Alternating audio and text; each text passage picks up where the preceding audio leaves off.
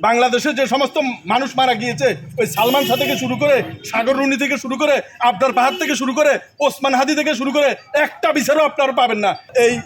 সেই বিভিন্ন স্লোগান, কোনো স্লোগান দেওয়ার মানুষ নয়। মহান সংসদে কোটি কোটি টাকা খরচ হয়, সেই জনগণের ট্যাক্সের টাকায় কোনো নেতার নামে গুণগান করার জন্য আমি আসি নাই। শুধুমাত্র আল্লাহর উপরে শ্রদ্ধাশীল হয়ে আল্লাহকে স্মরণ রেখে মহান সংসদে এই না বলা মানুষগুলোর কথা তুলে ধরার জন্য চেষ্টা করেছি। আবারও বলছি, ব্যক্তিগত কোনো খায়েশ নেই। আমি একজন পুলিশ সদস্য ছিলাম। বাংলাদেশ সেনাবাহিনী এবং পুলিশে চাকরি করতে হলে আপনারা জানেন যে কোরআন শপথ করে তারপরে কিন্তু চাকরিতে করতে হয়। তাই অনেকে বলেন কসম কাটেন কেন? কসম আমি কাটার মতো আমার সেই সততা এবং শক্তি আছে বিধে আমি কসম কাটি। দেখি আপনার নেতার প্রতি আমার ওপেন চ্যালেঞ্জ, পবিত্র কোরআনে হাত রেখে উনি কি বলতে পারবে যে আমি চুরি করব না, আমি চুরি করতে দিব না?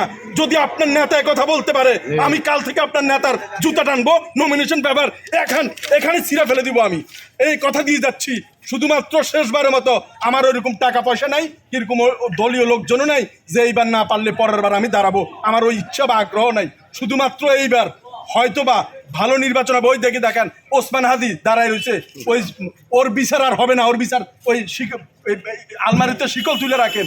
বাংলাদেশে যে সমস্ত মানুষ মারা গিয়েছে, ওই সালমান শাহ থেকে শুরু করে, সাগর রুনি থেকে শুরু করে, আবদার পাহাড় থেকে শুরু করে, ওসমান হাদি থেকে শুরু করে একটা বিচারও আপনারা পাবেন না। সংসদ ভবনে ঠিকই তারা যাবে, আপনারা অবাক হয়ে যায়।